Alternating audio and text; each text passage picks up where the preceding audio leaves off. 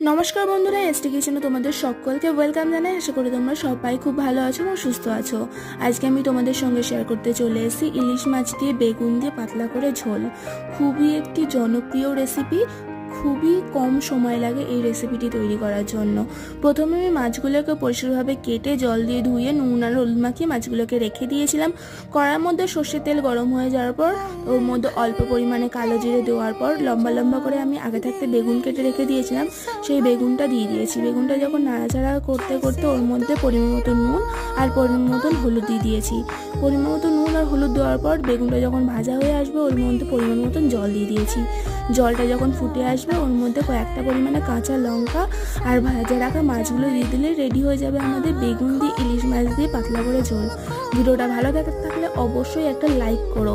তো আজকের মতো এইটুকু, নেক্সট ভিডিওতে তোমাদের সাথে আবার খুব শীঘ্রই দেখা হচ্ছে। Bye bye everyone.